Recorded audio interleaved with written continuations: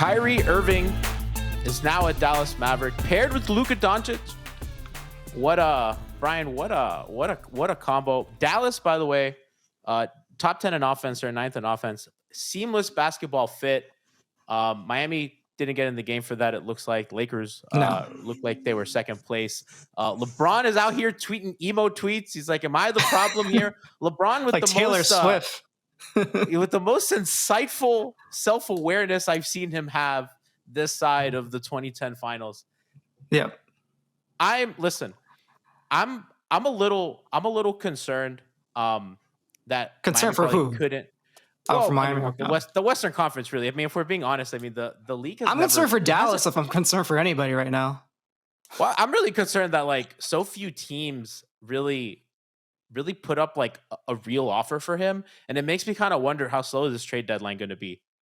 Because typically, like when a guy like that becomes available, I don't care the baggage. People have never cared about kind of the baggage with guys like that. You know what I mean? It's always like when a guy that good becomes available, you always think I can fix her. You know, everyone's the organization that is like, I can fix her. And with a supremely talented guy like him, it just, I mean, bro, 1 first round pick. Robert Covington went for like 3 or 4. You know what I mean? Like 3. He went for 2 and was like a projected 1. Gobert went for 3. I mean, I'm old enough to remember Terrence Ross going for a first round pick. You know what I mean? Like, I'm old enough to remember role players going for a first round pick. Bro, he's still in the Magic. It's crazy. I think Magic. He probably is. Honestly, he's like so beloved. I live in Orlando, so he's beloved here. I'm not a Magic fan, but he is beloved here. I don't know if they'll ever get rid of him. He's like their Udonis Haslem at this point. He's like their forever veteran because they don't have anyone else on that team.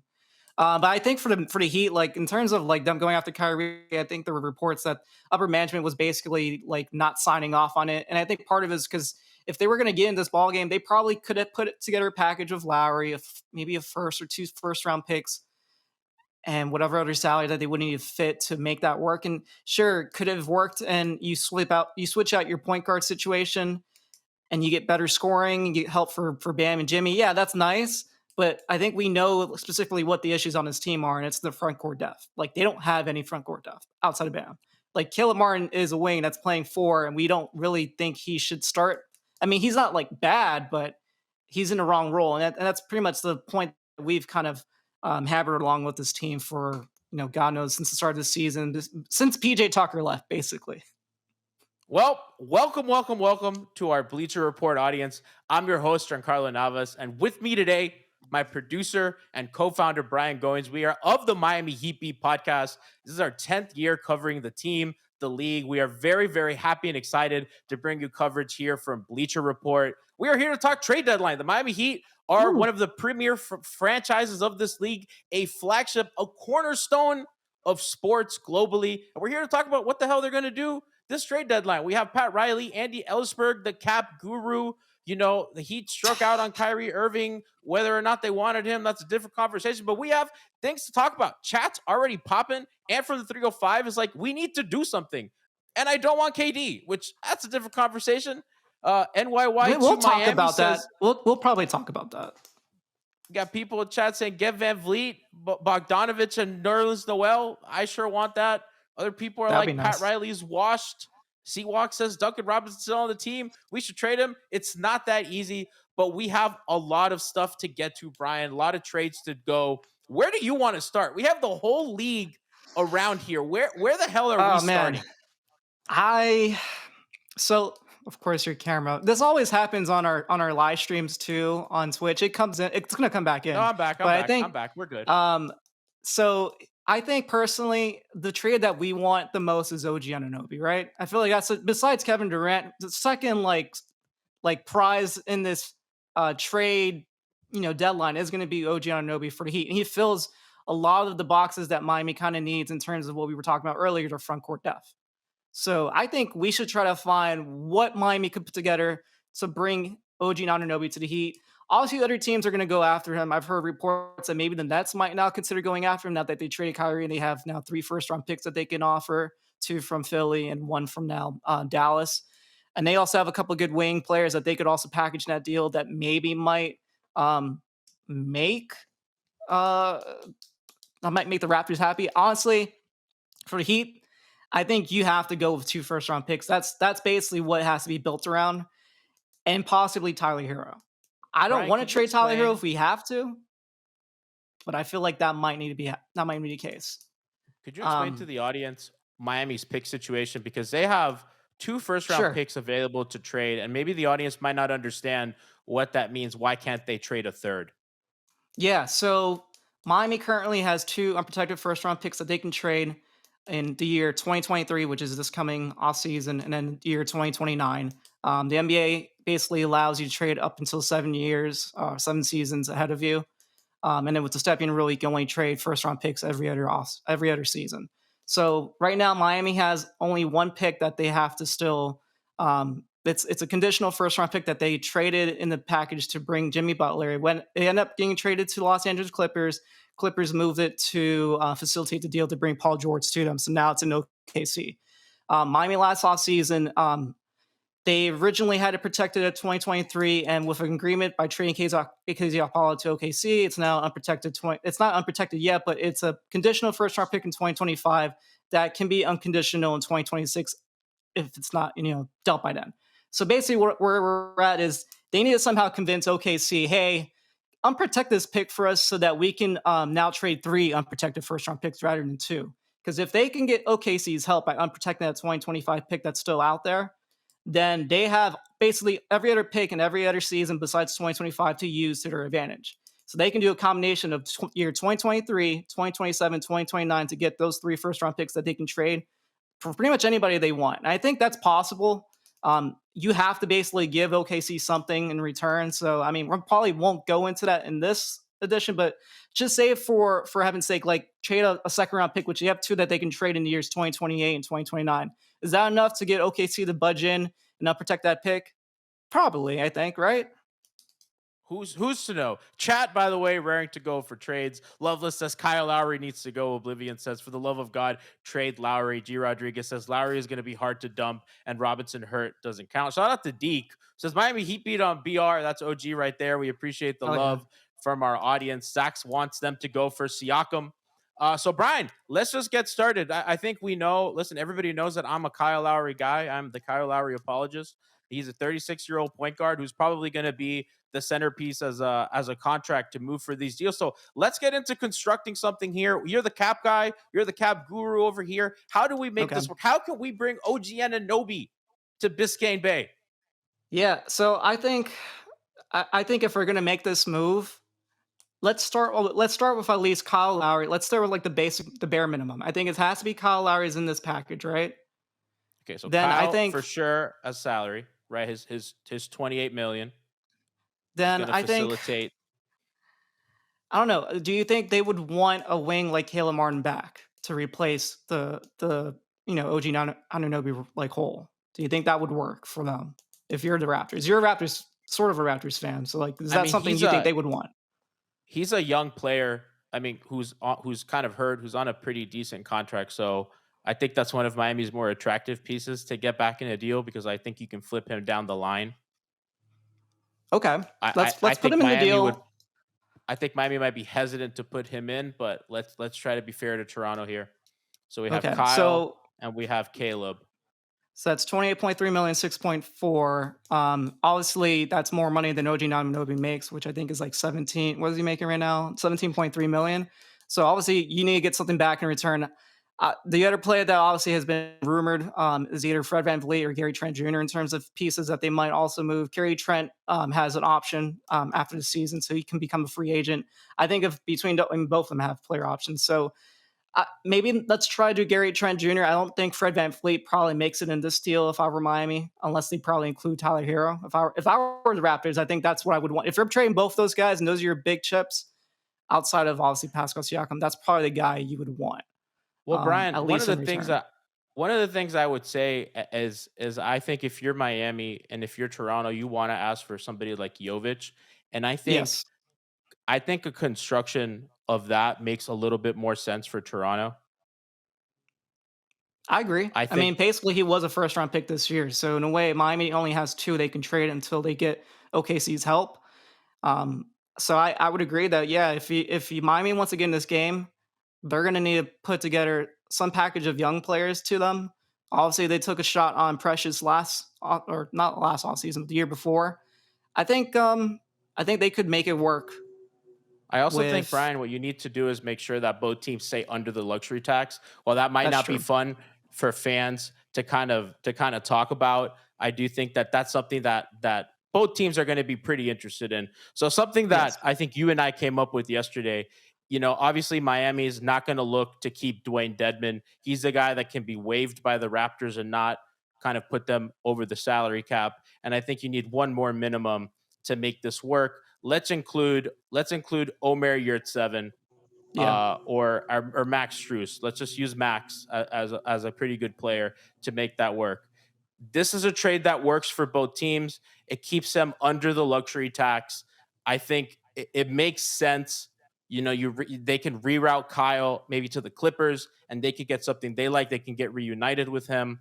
Obviously Miami has to include some draft equity, as we talked about the 2 or the 3 first round picks. If you're Miami, you get to keep Tyler Hero. You send away Max, who's a rotation player, Jovic, who's a project but an attractive young piece, Dedmon, who's just salary filler. And I think what you do is you get both teams under the luxury tax, which I think is pretty important. As Herbert says in chat, Bam is untouchable. We pair Bam, the untouchable, with OG Anunoby, who is going to be Yeah. a cornerstone at Put in power the picks. forward. Put in the picks too, because you actually did picks on this I can do on picks. Oh, Fanspo. this is exciting. Yeah, On Bleacher it's on Report's the left technology. side. Yeah, we got picks. So let's put So round the 2023 first round 2023 pick, make it and then unprotected, or it doesn't matter. 2024 first round pick. Not Right? 2024. You have the stepping rule, so you can't do That's true. 2024. I think you can go on So the right let's side and disable it. Yeah, Can I? There we go. yeah, you can. This 2024, we're undoing that, and it's 2026. You can do Correct. no. You have to, because 2025 is the one that's up in the air. The That's next one true. would So have to be 2027. 2027 or 2029. 2027 can only be possible if they get OKC's help. But let's say for this argument that they got OKC's help, then yes, they could trade both those picks. They can even trade the 2029 if the Raptors really want 3 first round picks. But personally, I feel like that might be too much for Miami, because that basically empties up So all their assets in the future. I think that works. I worry that Miami gets outbid for that. Chat wants to keep Max Strus. Tamika Garrett says keep Max Strus. AJ says trade ain't Well, happening, but it's cool to dream of the possibilities.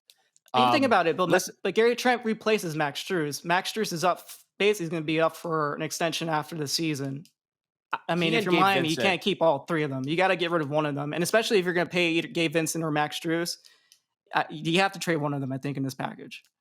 What makes this complicated for their deadline is you have guys like Max Strus, who's on a minimum, Gabe Vincent, who's on a minimum, and you Yeah, have Victor Oladipo, who's up for a contract. Now you can't really trading Oladipo becomes a little complicated, even though his salary figure makes sense to trade because yeah, he has a no trade clause because he signed a 1-year deal. That's just something that's auto included in 1-year deals. yeah. So It's on a if 1-year you deal want with a to player option, so that player option gives him basically veto rights. Same with like a exactly. lot of a lot of players that sign 1-year deals like Udonis hasn't have the same thing. It's not like uncommon. Yeah. So that's I think that's the best offer that Miami can feasibly put together for Toronto. I think it keeps both teams under the luxury tax, which I keep stressing is really, Yep. really huge. Well, I guess it says Yeah. that Toronto's over the luxury tax, but I think you said They're they not can over waive. luxury tax, so I'll tell you exactly what their numbers are. So Miami currently is $192,000, almost roughly 193 below the luxury tax, which is very close. They're pushing near it. Well, I think you could Unlike the take Raptors, they're 4.4 million away from the luxury tax. So if you're Miami, you would want to try to see if you can send out extra salary like we did in this trade.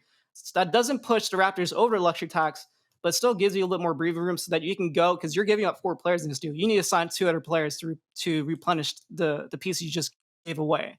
And I think so obviously one of them's probably Orlando Robinson, but they need to the sign app here somebody says else, and they can do that. they say here it says they're over 1.5, but you could remove Max and make that work. So Yeah, that's you something could. that Toronto, and I believe that they can do something with waiving Deadman as well. So I think that this kind of is what a deal with Toronto, the construction would look like. Um, Heat Life says I trade Lowry for a Toronto Water Boy, which is a little mean to Kyle, who's played really well last year, not really good this year. But I understand the fan sentiment of wanting him gone.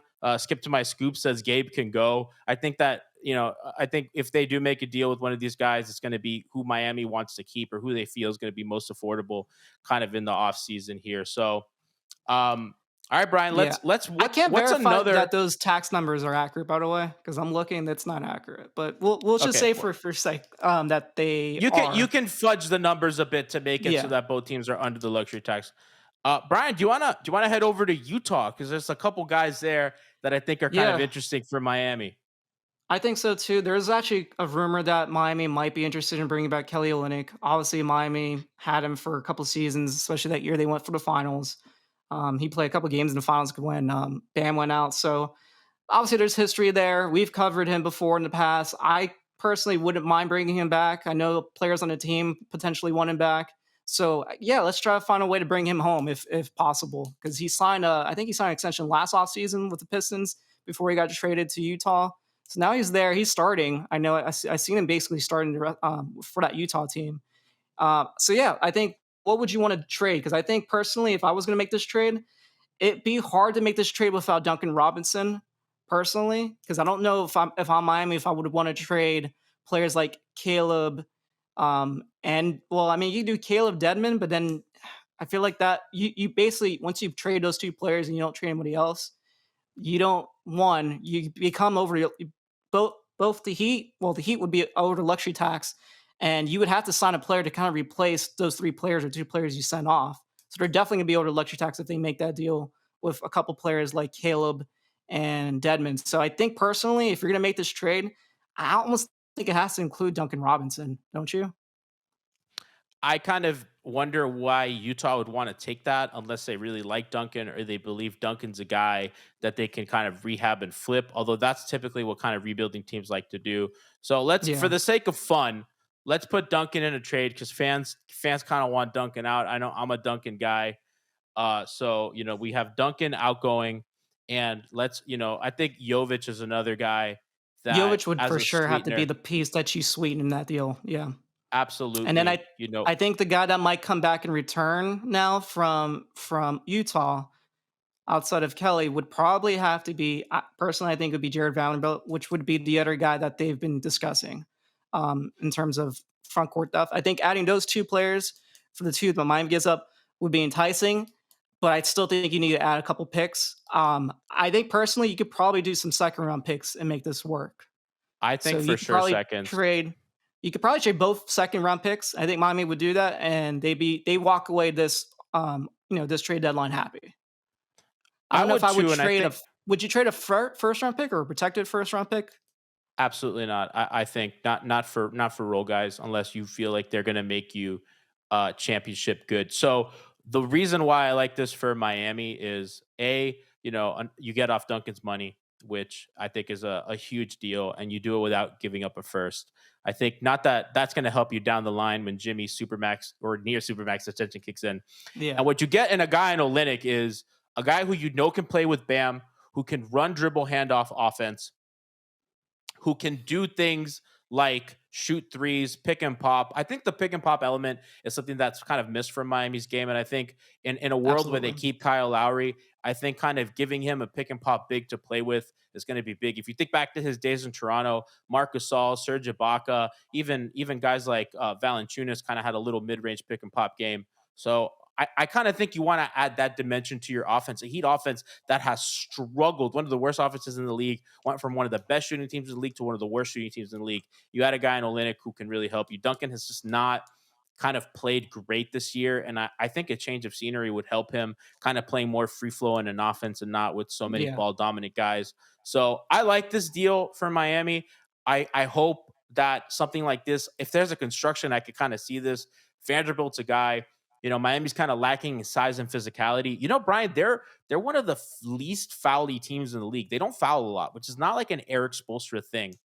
yeah, Kind of Vanderbilt gives you a little bit of physicality, kind of helps you kind of get downhill too. So I kind of like that. Fills a need for another power forward. They've had none. They get two in this deal. Kind of gives a guy to play with in Bam and Olynyk. So yeah. I kind of like this for them. And again, it offloads Duncan's money. I agree. I think Chat really want. Go ahead. what does chat want? Hold on, before we go to the next ship, what does chat want? Because I've seen a lot Well, of people Chad's saying say, "Hey, that let's go after D'Angelo Russell. Let's go after Zach LaVine. Let's go after Bradley Beal," which Bradley Beal's not even able to be traded because he's on a supermax contract. So that's not even I possible. also Like even under the cap, I that see wouldn't be AJ possible. 23 Rich saying getting Kelly back is kind of a sign of desperation, which I think that if you're a fan, I think this team. I think as presently constructed, barring a move like Anunoby, I don't think you're going to contend for a title. I think it's pretty clear that with the decline that Lowry's had, and really, I don't think you've had enough improvements around the roster from your younger role guys. I just don't really think that contending. Is a possibility if you just make kind of these fringe moves. This is just to kind of move a couple contracts to kind of grease their wheels for Yes, next season, make the offense a little bit more watchable. And I understand chats are like, I've seen Olynyk in Miami. John Collins would be a better pickup. Collins has a really kind of devastating contract for them long term in the 20s when Jimmy and Bam's extensions kick in. That becomes a little complicated for them. And and Hero's as we extension talked, kicks in next season too. Like they're already 15 million over luxury tax as is without adding pieces and re-signing any of the available free agents that they have next year. So like adding so John it's a Collins' salary to that, Miami doesn't only pay luxury tax when they have a contender. Does John Collins make you a contender and make you want to pay the luxury tax even more than they already are set up to pay next season? I don't think they are. it's kind of tough, Brian. And let's add. So we have this construction with Utah. Let's add a team now that there have been some reporting. Greg Sylvander of Five Reasons Sports, along with Ethan Skolnick around Five Reasons Sports, have kind of talked about the Heat and the Celtics have talked about Grant Williams, a Yes. guy who is a good 3-and-D defender. He's a guy that you'd have to re-sign this offseason. So he'd be part of your long-term plans. Obviously, Yeah. Boston might not want to extend him, and some of the talks out of there look like that might not be a Yeah. possibility. He's a And restricted they're in free talks. agent. Yeah, so he's a restricted free agent. So Miami would have basically, power to match any contract offer, and it's usually a lot easier to match, especially a guy like him. Like he probably would make somewhere around the mid level like exception. So I think for Miami, they probably see him as a starting player that they can probably get at a reasonable salary. That's obviously way cheaper than a guy like John Collins, who's making almost 20 plus million a year. So personally, and he fits better with the team in general. Like he switches, he can shoot. He obviously has some size. So I think if we want to make that deal, it probably needs to be a 3-team deal. I think, unless you just want to do a straight up deal that's Deadman for Grant Williams, and then you And throw that in a would have to pick. involve a first round. That is a first Yeah, round pick kind of that is a first round pick kind of guy. or you trade Caleb Martin for him. Which That I could think work you also too. have to give a pick. It'd be Caleb. Any of these guys would be Caleb in a first to Boston, which I also have come. I also wonder how willing Boston would be to trade a guy to a rival. Now I know Brooklyn traded Harden to the Sixers, who is not only an in division rival, but Yeah. like a conference rival. I'm not so sure Boston would kind of lick their chops at that, but we know that they are talking. Um, that's a construction that I think makes sense for the Heat. I don't know how realistic it is, but yeah, like we kind of talked about, if we go to the Celtics, a guy like, as we said, Caleb, I think would make sense for them.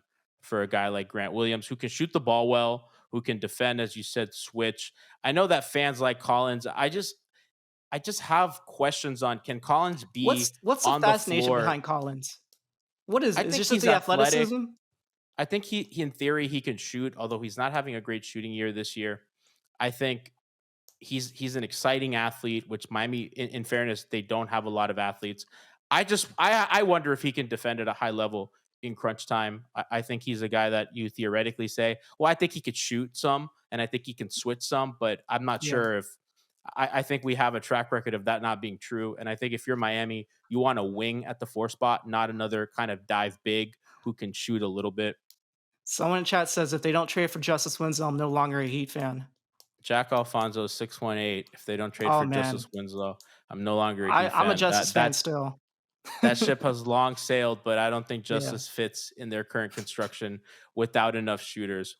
I do like this Grant Williams deal. Again, I find it unrealistic and it's kind of complicated for some Yeah. teams. I Puts really don't but know why the Celtics want to trade him now. Like they could still move him as a sign and trade piece in the offseason. Like they don't need to trade him this year. See what they can see how far they get.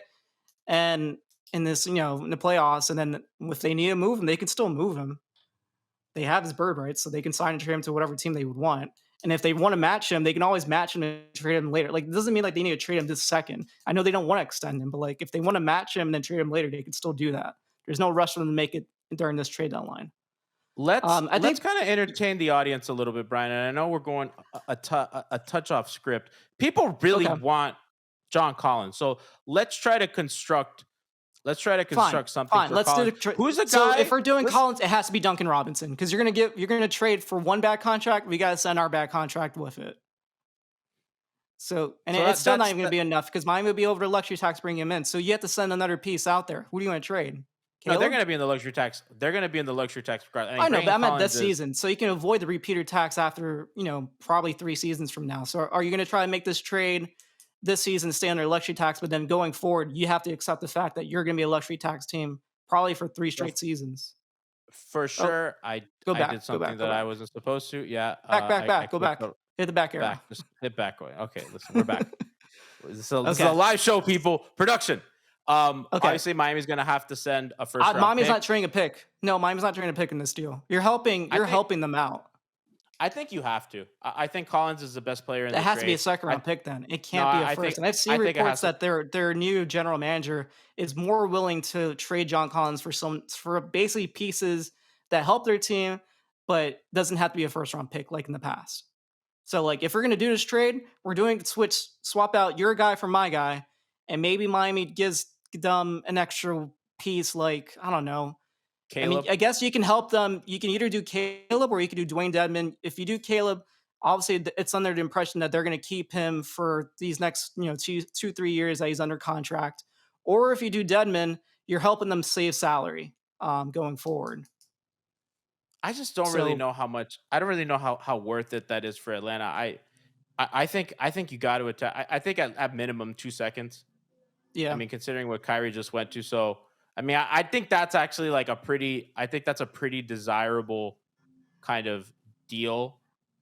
Um, in a way, this almost feels like the deal that the Mavs made with Washington, how they just swapped their back contracts for like the Bertans trade last season for like Dwayne Dinwiddie. Well, actually, Dinwiddie's now good, but like at the time, Dinwiddie was looked at as if he had a bad contract. So like to me, it's almost like can Miami like repurpose John Collins enough to then maybe because what could happen is you trade Duncan, who's not really an asset, get Collins, and maybe he becomes better on Miami where you can trade him for the next guy. I just don't really see what this does for Atlanta. Like I understand like fans want it. Like Duncan makes a little less, so Yeah. I get it for like their Oh, front office. But I'm just looking at these Hawks fans on the chat. They're not happy about this. yeah, Hawk fans aren't. And Brian, I think that's like a thing. Like if two fan bases aren't like thrilled about something, or if only like one is Exactly. really thrilled, I think it's a tougher deal than really to build a construction because now if you're talking about a first round pick, Miami might be like, well, I don't love Collins that much, and I think that's kind of where a deal falls apart. I think if you're trading Exactly. for Collins, I mean, you're in it for the long haul. And if I'm making that decision, I include a first round pick, but I totally understand. Let's I think pivot. it's more of just trying to save, basically try to make an asset out of somebody that's not really an asset at the moment. So I don't know. I think the last trade we got to do is Kevin Durant. Obviously, this Chat's is asking super for it. pie in the sky. It's probably never going to happen. But let's entertain the thought because now that they've traded Kyrie Irving, they traded James Harden last trade deadline. The only player that's left on there that wasn't that big three is Kevin Durant. And obviously, we knew what happened during the offseason this past summer where Miami was on his list of trade destinations.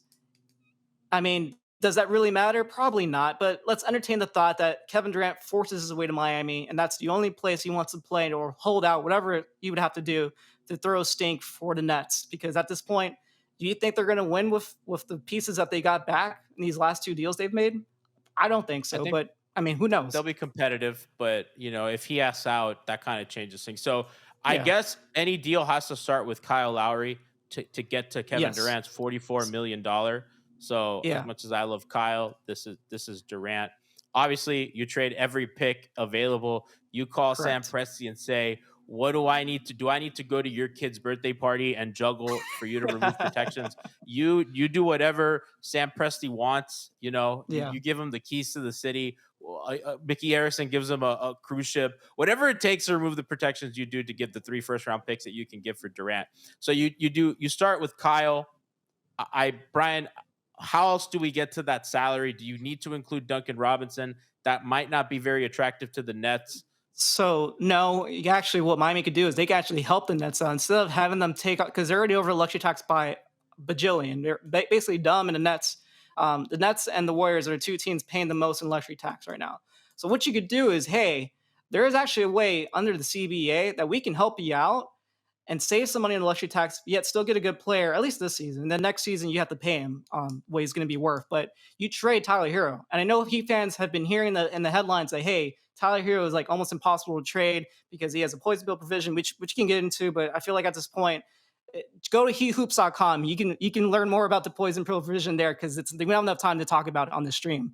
But just say for this purpose, you can trade Tyler Hero, and what happens is his $5.7 million salary that he's worth this season is actually worth 20, I think over 25 for the Nets in a trade. But it's only trade matching purposes. It doesn't actually get counted on their luxury tax. It's just for the sake of making the trade work. Because of the poison pill provision, they have to take in more salary. And then what actually ends up happening is there's an offset, but in order to make that offset work, the Nets have to trade at least $42 million in salary back to Miami to make this work, which sure enough, Kevin Durant by himself makes $44 million. So this trade could actually work. The only thing that Miami would have to add to make this the bare minimum work is they have to add a player either like Haywood Highsmith or Omer Yurtseven, and that makes What this about trade go Jovic? through. What about That Jovic? he's too much money, then the Nets would have to add an extra minimum player to make the numbers work because there's a very fine line between what Miami could send back and what the Nets could take in order to make that Tyler Hero poison pill provision work under the luxury not under luxury tax but under the salary cap. So Okay, yeah, if so we make that there trade you work, have it. you throw in whatever picks you need, and you can do this trade. Obviously, for the Nets, they already have 15 players under contract, and those are 3 players you probably would want to keep. So there's another variation of this deal that I think could make more sense. And we can get into now if you like, but let's put the picks in first, and then we can talk about what I think could possibly work for both teams. So So yeah, throwing all the putting in the picks. 3 picks to all 3 picks. Okay, and now I Omer, think Tyler, the Kyle. player that Miami probably would have to trade to make this work still to make them salaries match, I think would be either Max Strus or Gabe Vincent. I think Max Strus would have to go because you need the point guard still if you're bringing in Kevin Durant. So say Max So Strus we need goes. so you need to send out one more player, is what you're One more saying. player, and then we're gonna get 2 players back from the Nets to make this work so that each team basically has enough roster spots to kind of make this work. So put in Kessler Edwards. He's on a minimum contract for them. He's probably at the bottom because he's making really Yep, cheap Kessler money. Edwards And then coming put to the in Heat. TJ Warren. TJ Warren's on an expiring deal. Jimmy I Butler's think he best could friend. help. Yeah, I feel like that would be funny to bring him in, but just I for think sake, Watanabe makes more sense, you can do but Watanabe too. It yeah, doesn't let's do matter who it is. Watanabe just so that Jimmy's happy. All right, and then can Um, you put the trade through and see what happens to show the listeners that this is possible? I think it's on the bottom. I don't know where it is. I haven't really is that played at the around with bottom? Fanspo as much as I like. Yeah, I think that's it, doesn't it? I think we I got feel it. like chat. How do you make this trade? Oh, there you go at the top right. Try trade. Yeah. Try trade. All right. Try trade. There we go. And there we go. Success. Woo! We And are then that's we how are a then this success. basically proof that Tyler Hero can be traded in a deal for Kevin Durant, and it's using his poison pill provision. Those 3 first round picks. God help that Miami wins a title if they make this move because that literally is going all in, right? Yeah, that's going all in, and they have that's the guy. That's the blue chip piece. I imagine This Miami one gets guy is outbid. wait, hold on. This one guy is saying keep Max. DF? Like, come on. Yeah, Like, at keep this Max. point, you have to give him whatever you can. Like, that's not even enough, I think, personally, for Miami to even get Kevin Durant. That's why it's a pie in the sky situation. But, like, I think Brooklyn laughs at you and hangs up the phone and says you can keep your but mid if you're first not round making picks. this deal because of Max Strus, if that's what's not letting you get Kevin Durant, like, I mean, come on. What are we talking about? Somebody needs to love Tyler Hero in Brooklyn. They need to, and from all reports was, when Durant requested a trade in the summer, they were not very interested in Tyler No, Hero. they The wanted Nets Bam. only wanted Bam, which, to be honest, I understand. If you're trading Kevin Durant, you're asking for the best young player in return. Yep. Um, you know, Dweebro in chat says I'd rather trade Martin over Struess. I think that's I wouldn't, but I understand. I mean, you're up, you have to pay max coming this off season. So BG says KD doesn't fit the Miami culture, only plays defense in the playoffs. Durant's been one of the best defenders in the league this season. Durant's been every defensive metric kind of indicates that Durant is a monster defensively. Eye test passes. He and Claxton Yeah, have been the reason why absolutely. Brooklyn has been one of the top defenses. And Josh Wareham says we just need some bigs and some shooting, but Durant would be amazing. And I agree. And I Yep. think that's a great place for kind of us to wrap here. I think that at the end of the day, this Heat team is a lot closer than I think people give them credit for. They were, nobody wants to hear they were a shot away from the finals, but I think we see that when they play the best teams in the league, they have a good record, they win, or they play them to the buzzer. I think we know that the loss of PJ Tucker, kind of the decline of Kyle Lowry, and a lot of players playing out of position and regressing has kind of hurt this team in the macro. I think we know The that Max shooting, is a better shooter than shooting he is. especially. Gabe, the shooting especially. So I think in all, if you just get a couple of the right pieces at a pretty high level, I think that you could start contending for titles pretty quickly, which is why we started with Anunoby. He's available. I think he's the most gettable guy who can change the trajectory of your team. If you're Miami, some of those other deals are smaller. Chat's talking about Levine. They might want to keep him, and that becomes I have no complicated. idea what But Chicago's doing, to be honest. If they even want to entertain like blowing up, because it doesn't really make. I was listening to the Low Post. They were basically saying that the Bulls don't even have any incentives to move these guys this season because if they tank, they have a pick swap on their pick with the Magic, so it doesn't even help them. You're basically helping the Magic out if they tank. yeah, exactly. So listen, a lot to happen the next weeks until Thursday, where the trade deadline is. I want to thank everybody who joined us today. I want to thank Bleacher Report for the opportunity. My co-host Brian Goins. Check out Miami Heat Beat at MIA Heat Beat on Twitter. You can find us on any podcast platform. We stream on Twitch almost every day. Twitch.tv/Miami Heat Beat. Pre and post game shows, live pods, all that good Yep. stuff. We thank you all. Hopefully, it's a fun trade deadline. Hopefully, his team gets better and contends for the championships we know it can contend for. Although, wouldn't Take Kevin care, Durant be everybody. the perfect front court partner next to Bam? That is true.